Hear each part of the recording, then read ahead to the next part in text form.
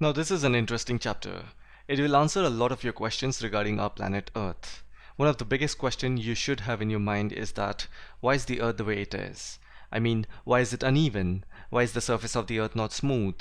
Why there is elevation, then depression, upland and lowland? This should be the question in your mind right now. Because every day we walk on the surface, but we rarely have a doubt about why and how. Not everything is done by humans. I mean, there are places which are naturally elevated to give it a scenic beauty, but apart from that, entire surface of the earth is uneven. So in this chapter, we are going to learn about geomorphic processes. Let me first tell you the meaning of the word geomorphic. Let's break the word. So we have geo here and then we have morphic. Geo is basically earth. That's why geography is the study of earth and morphic means shape or form. So geomorphic means how was the earth formed or how did the earth get this shape.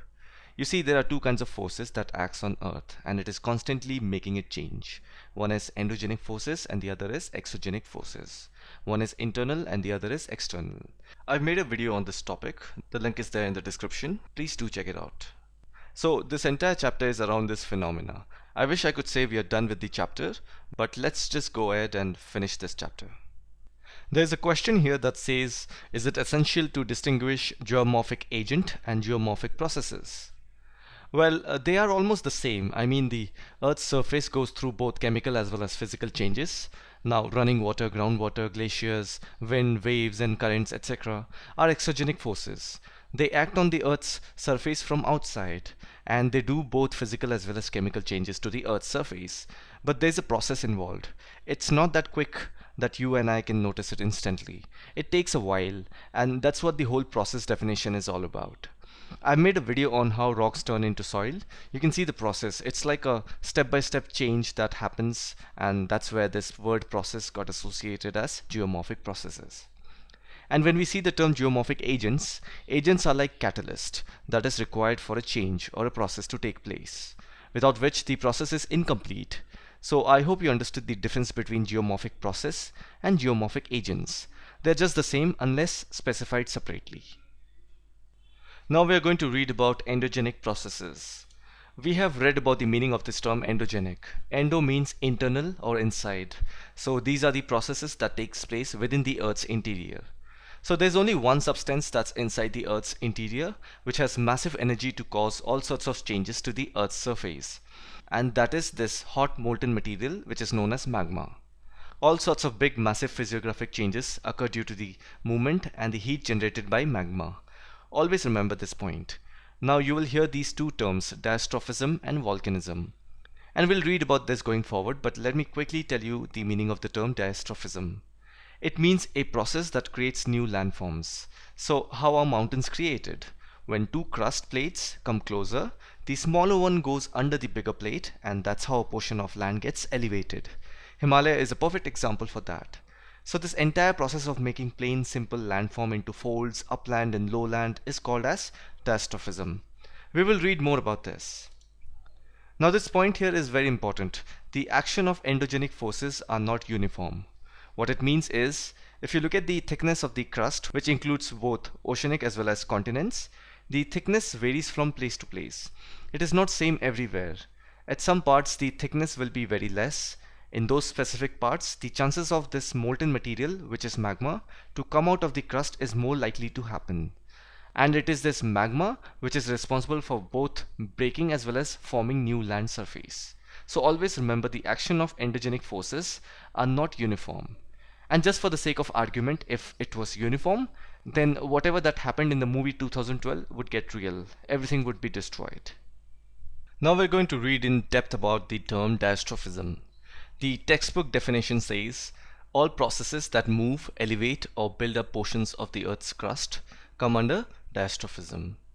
Now I want you to recollect what we have read in chapter 3 of class 11, that is interior of Earth. In that we clearly understood that the crust is divided in the form of some major and minor plates. And these plates have three types of motions. When two plates come towards each other, we call that as convergent boundary. When they move apart from each other, we call that as divergent boundary. And then sometimes these plates slide past each other. So it is because of these three movements you will see changes on surface of the Earth, that is the crust. Now mountains emerge because of this.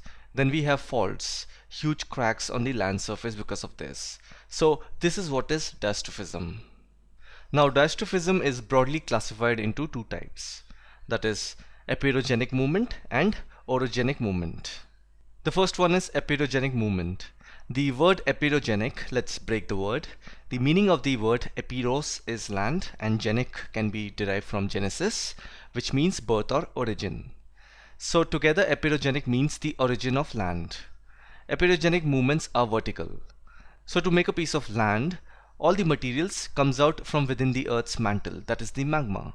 When that solidifies, it becomes hard rock, and once rock begins to break down through weathering, it turns into sediments, and that becomes land for us. So the movement is vertical. Now what happens in orogenic movements is that orogeny is the origin of mountains. So their movements are sideways or horizontal movement. Now what happens when crustal plates move horizontally? They either come closer or they move apart or they slide past each other. But then in this we know it's a mountain forming process. And mountains are only possible if two crustal plates come closer. When two plates come closer, the smaller plate goes under the bigger one. That causes larger piece of rocks to twist and fold, making the land surface to elevate. And that forms a mountain. Now let me show few places of earth where this kind of mountain building processes took place. You'll find long mountain ranges in all these places. Here we have the Andes, then here is Himalayas, then here is Ural Mountains. This part is known as Rocky Mountains of Western United States. So always remember orogenic is a mountain building movement and epeirogenic is a land forming movement.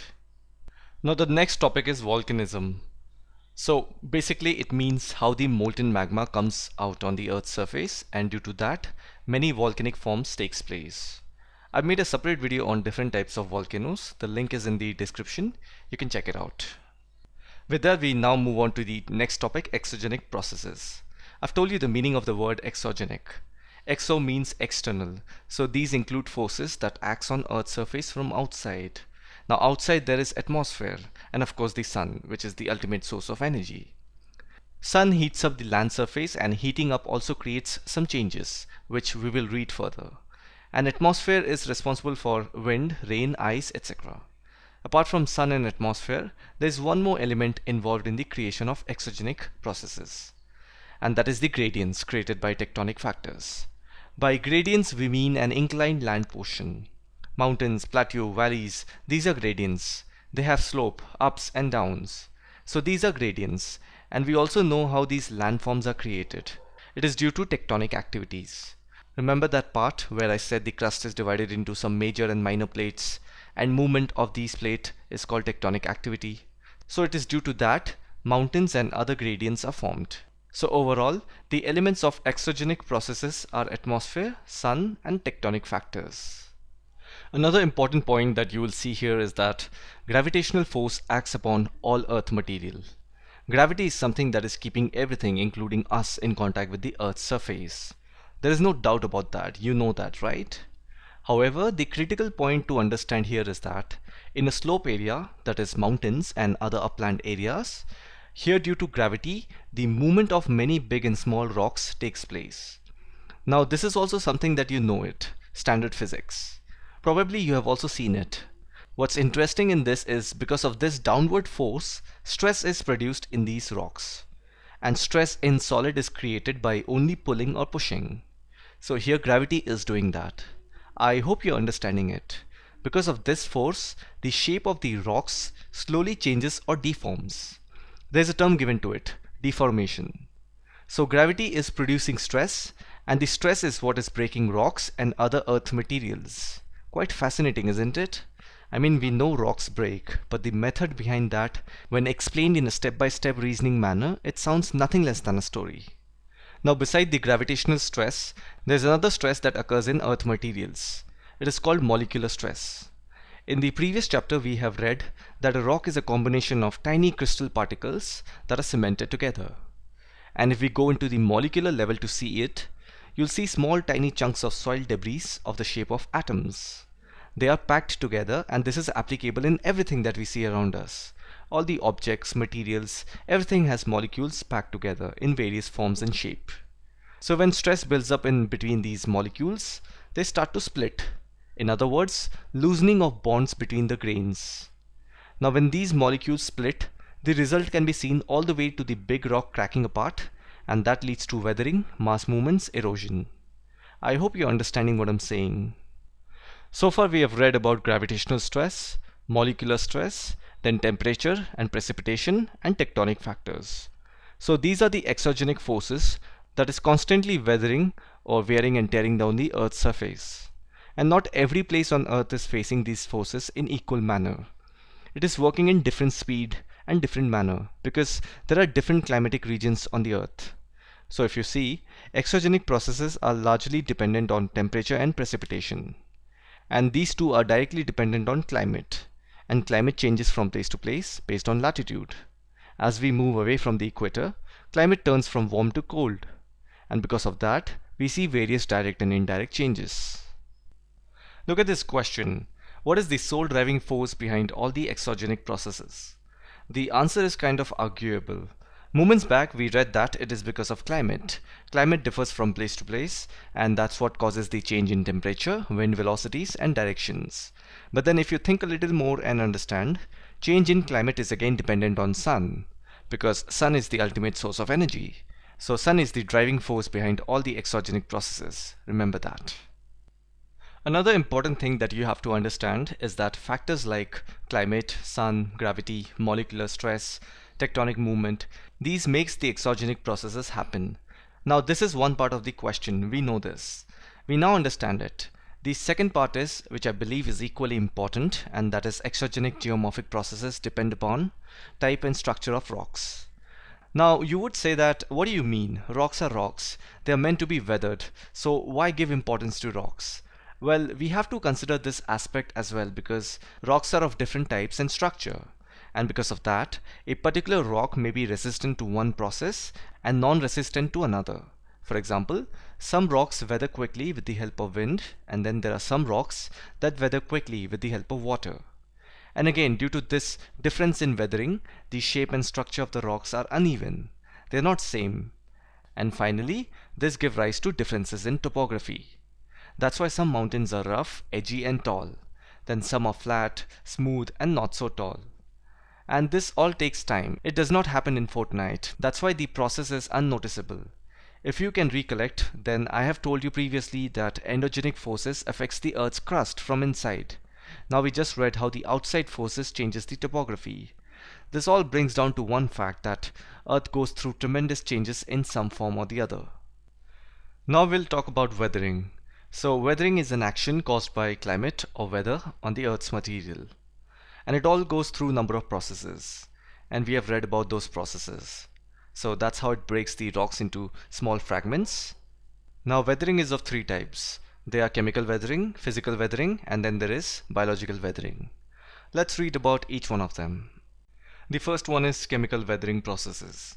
By the term you can figure out that there is some chemical change that takes place in this form of weathering. Now what are those chemical changes? Rocks go through solution, carbonation, hydration, oxidation and reduction processes before it gets decomposed. For any chemical reaction to take place and speed up, we need water, air and heat. And these three elements are present in the atmosphere. That's why rocks go through intense chemical changes.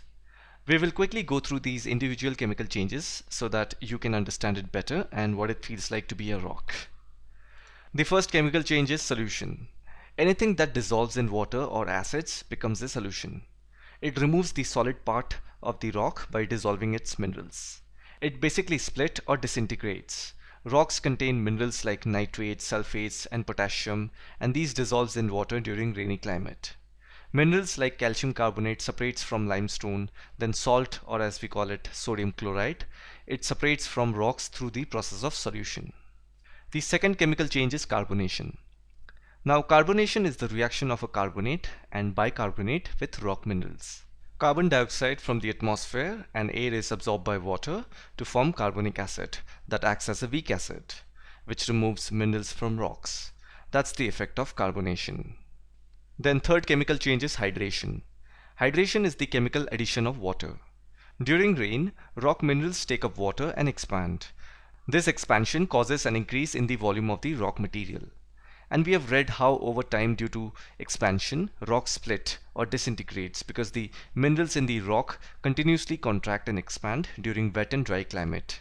And it is this repetition that results in cracking of the upper rock material. Always remember, hydration is the addition of water, and water does a lot to a rock that we can never imagine. And the last chemical change is oxidation and reduction. Oxidation means a combination of a mineral with oxygen to form oxides or hydroxides, and reduction is where oxygen is absent. Oxidation occurs where there is a ready access to the atmosphere and oxygenated waters. And again, rain gives water and oxygen is obtained from atmosphere. So when it rains, rock gets wet and the rock minerals get disturbed due to addition of oxygen because water has oxygen element in it. And then reduction occurs due to absence of oxygen.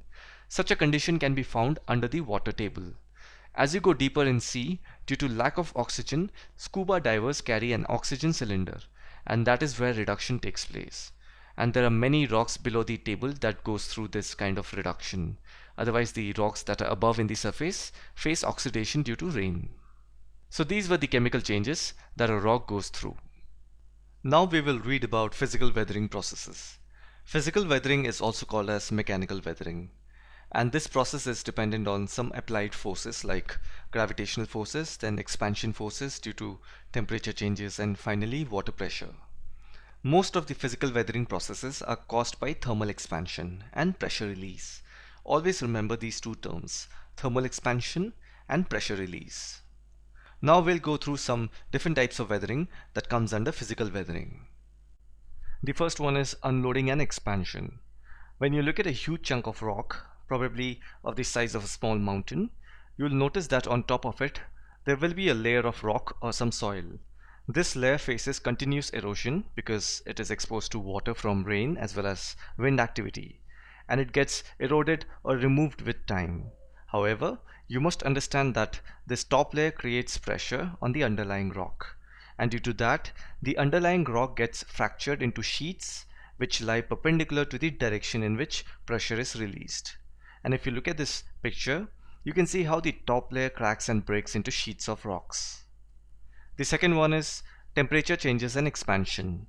When we say temperature changes, we mean heating and cooling.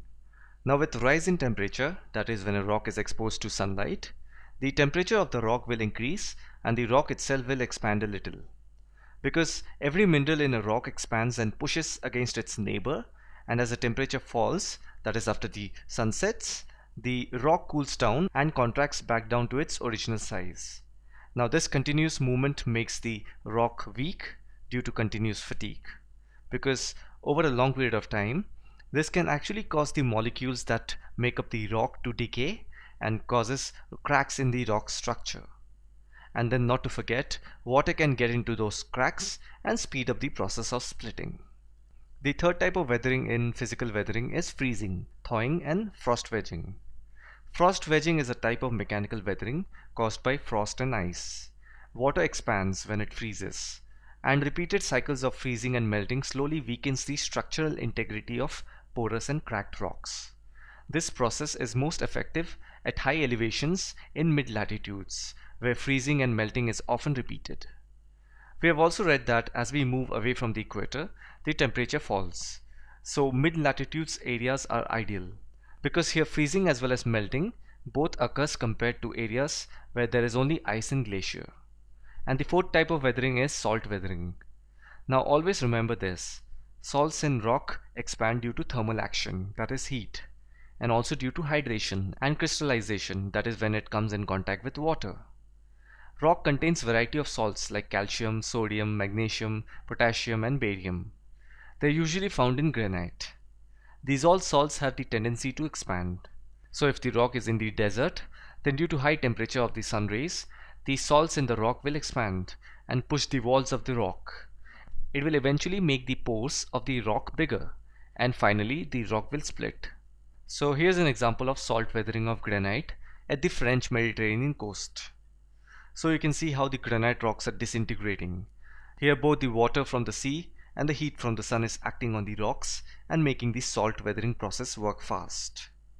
So these were all the various weathering processes under physical weathering. Now let's read about biological activity and weathering. We have often heard that organisms like earthworms, then termite, rodent, algae, then decaying plant and animal, these all helps in mixing air and water with soil to make it fertile, which is good for agriculture and irrigation. In fact, even human beings by plowing and cultivating soils, they are in a way mixing and creating contact between air, water and minerals in the earth materials. And in this chapter, we have also seen how plants like mosses and lichens slowly breaks a rock into pieces because growing plant roots can exert pressure on rock. So this is what is the meaning of biological weathering. Here are some biological elements, or I can also call them living organisms, some of which we cannot even see with our eyes. They are slowly making rocks weak and turning them into soil. And it is very fascinating to actually know about such minute changes that occurs in our environment, about which rarely people have any idea about. Now we will read about some special effects of weathering. Moments back we have read various types of weathering processes under physical weathering section, especially the topic unloading and expansion. There we read how the top layer of a big rock creates pressure on the underlying rock, which then leads to disintegration of the above layer in sheets. So this is a special effect because this is a result of a certain process. So we understand what weathering is. We also understand what are the elements and conditions that is required for weathering to take place. Along the way, there will be some effects. So they are natural effects. That is what we mean by special effects. So unloading and expansion is a special effect. And it is fascinating to see how such an effect takes place. Though it is a slow process, but it is quite fascinating. Now we go to the topic, significance of weathering, meaning what is the importance of weathering. This topic might be useful for writing essay or answering critical questions related to geomorphic processes. To answer this question, first try and answer what is weathering. It is a process that breaks down the rocks into small fragments called as grains or soil debris. In other words, when a rock gets weathered, soil is formed. Now the next question should be, what is the use of soil? So forest, that is natural vegetation, is largely dependent on soil. Without soil, how can a tree or a plant grow? So forest is dependent on soil and its quality. If rocks don't weather and if there is no soil erosion, then how will places get trees and plants? Which is very essential for the development of our biomes and biodiversity. Another point is that rocks contain different kinds of mineral, which are packed together. After weathering, these mineral grains get transferred to soil, and then due to erosion, soil gets transported from one place to another. If this natural mechanism doesn't exist, then how will there be large deposits of valuable ores of iron, manganese, aluminium, copper, etc.? These minerals are important for the national economy. So you see how weathering is important from environmental as well as economical point of view. Now we will read about mass movements. These mass movements transfer the mass of rock debris down the slopes under the direct influence of gravity. That means no geomorphic agent like running water, glacier, wind, waves and currents participate in the process of mass movements. Mass movement is of two types, slow and rapid movement. If you look at this small clip, you can see a landslide wherein the earth materials like rock, soil debris are moving downwards due to pull of gravity. There are several reasons behind such mass movement, and we'll read about them. So the first one is removal of support from below to materials above through natural or artificial means. There must be some rock or a layer of soil that was holding up or supporting the big massive earth material. As a result of its removal, everything comes trickling down. The second reason is increased gradient and height of slopes. Naturally, if the height of a landform increases, the more steeper it becomes. That will eventually let the earth material fall off, just like how we saw in the landslide video. The third reason is occurrence of earthquakes, explosions or machinery. Now earthquake is also a reason wherein the shock vibration travels through the earth material, making it unstable. Explosion and machinery are artificial ways of inducing that vibration. The fourth reason is indiscrimination removal of natural vegetation. In other words, we can also call it as deforestation. Tree roots hold the soil together and helps to prevent it from flowing away due to water or wind activities. Now, removal of trees will accelerate the process that will cause massive soil erosion. The fifth reason is heavy drawdown of water from lakes, reservoirs, and rivers, leading to slow outflow of water from under the slopes of river banks. Now, flowing of water will lead to gully formation. Continuous pouring of rainwater will cause gully formation on these slopes, which will eventually cause soil erosion. So these are some of the ways that activates mass movement, or in other words, a landslide. So mass movements can be grouped under three major classes: slow movements, rapid movements, and landslide. Let's read a little about slow movements. By the name you can understand that the movement of earth materials is going to be very slow. That goes on for years or even centuries. One such movement under slow movement is called as creep. Creep is a very slow mass movement. We cannot see creep happening, it is that much slow. You must have seen fence posts or telephone poles lean down slope from their vertical position. Now it is because of creep effect. You are also aware of terrace formation. Some hills are covered with long narrow steps. They are built by soil creep. Very slowly the earth material, that is soil and rock debris, comes downwards because of gravitational pull. And if you want to know more about creep effect at molecular level, then try to understand this. We know that soil particles expand and contract due to heat and water. Because of this repetition, each particle in a soil moves a millimeter to a few centimeter at a time. So this slow mass movement is called creep effect. Another such movement under slow mass movement is called as solifluction. It is a slow downhill flow of soil in Arctic regions. This process is quite common in moist temperate areas where water logging of sediments occur due to long continued rain or glacier formation. In this process, the upper portion of the soil gets saturated due to water and the lower part does not get any water. And then because of gravity and downslope, the top soil breaks from the down part and moves ahead. This process is called solifluction. Now we will read about rapid mass movements. By the name you can understand that the movement of earth materials is going to be rapidly fast. We have three types of rapid movements, and they are: the first one is earth flow. In this type of rapid mass movement, massive amounts of soil and rock material gets saturated with water and flows down the slope under the pull of gravity. Now the second one is mud flow. It is somewhat similar to earth flow, but then it is a little bigger in quantity. Now you have seen an example of mud flow on TV in the recent times. I'll tell you where. You must be aware of the natural disaster that occurred in Uttarakhand due to heavy rainfall. More importantly, you must be familiar with this scene where thick layers of soil and rock debris got saturated with water and rapidly came down from the hilly areas. This is an example of mud flow. They are highly destructive. In this case, you have witnessed how it damaged roads, houses, bridges, etc. Now the same action also occurs at volcanic regions. There also you have the conditions like high, steep, heavy rain and volcanic ash that takes the place of soil and rock debris. The third type under rapid movements is debris avalanche. They are similar to snow avalanche but occurs mostly in humid region, which is equatorial region. They also occur mostly in regions where there is less vegetation cover because trees and plants holds up the soil together and lack of it will cause massive erosion. This debris avalanche can be much faster than the mud flow. That is, in a second, massive chunk of earth material can be displaced. The third class under mass movements is landslides. These are rapid movements and they strike in an instant.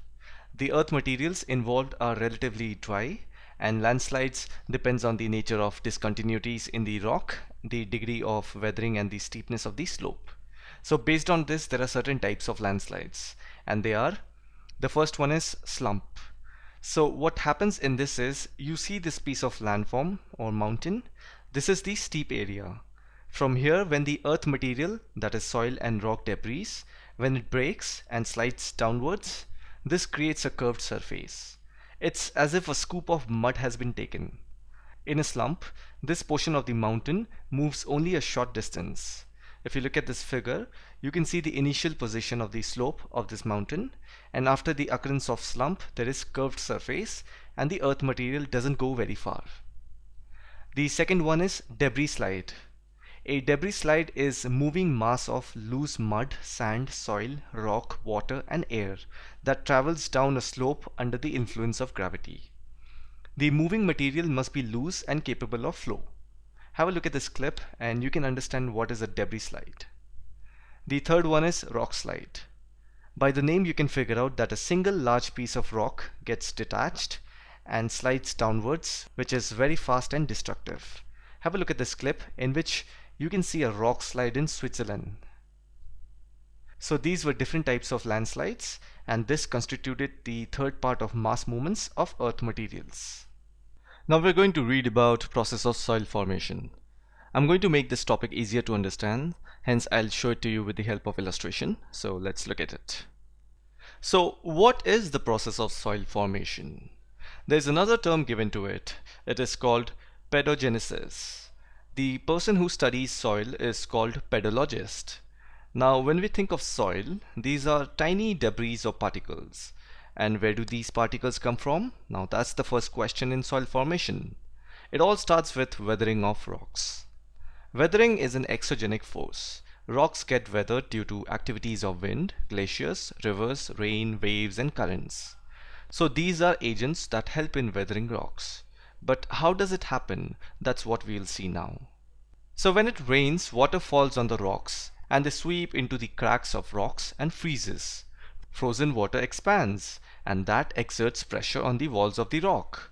This pressure is enough to make the walls crack further apart, thus expanding and deepening the crack.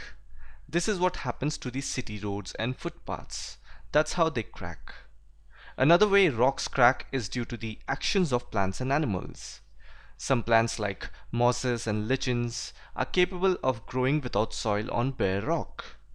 While growing, their roots penetrate into the rocks by creating pores, and when mosses and lichens grow into grasses and ferns, then it grows into later on bushes and trees. This causes rocks to split apart as the roots force their way down through the rocks. The same mechanism how water splits the rock. If you dig into the soil deep, at some point you will reach the bedrock. Now what animals do is they create holes in the soil by digging. That allows water to reach down to the bedrock, and same thing happens again. Water splits the rock. This is how rocks break down and soils are formed. Now we will read the last topic of this chapter, soil forming factors. There are 5 basic factors that controls the formation of soils, and these individual factors affect the action of one another. So let's read about each one of them. The first one is parent material. When we say parent material, actually we can also call it as parent rock. After all, soils are formed from weathering of rocks. And we have read it in earlier chapter, that is rocks and minerals. There we have seen how rocks are these tiny soil debris packed together. And these soil debris have crystals, which are minerals, and they have certain structure and texture. A rock's face continues weathering. Hence, soil formation very much depends upon what kind of rock it is and what sort of structure and texture it has. The second one is topography. Now, topography means terrain. Depending on the terrain, soil's thickness is determined. So if you look at a mountain or an elevated area, their erosion takes place very rapidly. There you will find soil cover to be very thin. Now this region goes through constant weathering due to wind and water. That's why the top portion of the mountains have this sharp pointy structure. Now soil cover is going to be thick in flat land areas because here the soil accumulates and forms layers over a long period of time. Also you'll notice in plain areas, soils will have more sticky property like a clay because water content is high in plain area, and that helps in retaining moisture content in the soil, making it hard and intact. Now talking about latitudes. As we move away from the equator, temperature decreases. It gets colder. That also has an effect on the soil because equatorial region is a warmer region as sun rays falls directly.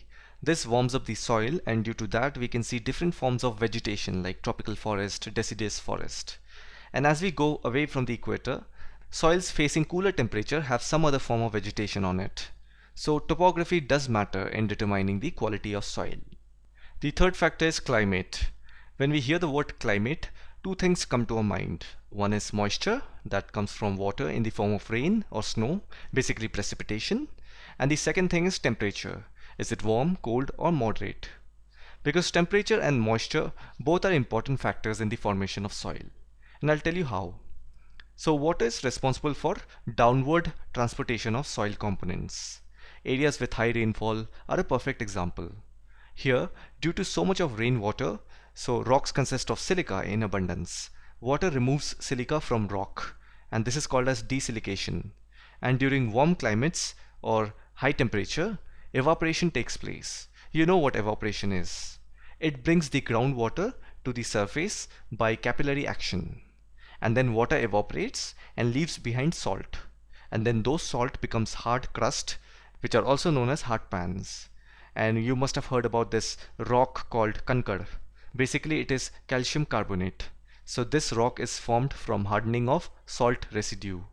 Water also activates bacteria and microbes in the soil to do their biological activity, making it fertile and all. So this is what the role of climate is in the formation of soil. And the fourth factor is biological activity. When we talk about biological activity, we are referring to the bacterial activity like decaying animal and plant materials. Dead plants provide humus, and it contains some organic acid that helps in decomposing the initial parent material.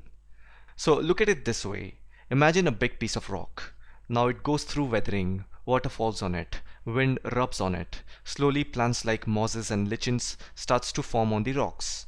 They start to grow and their roots slowly penetrates into the rocks. Now due to that, rocks start to crack. Like this, rocks turns into smaller chunks of soil debris.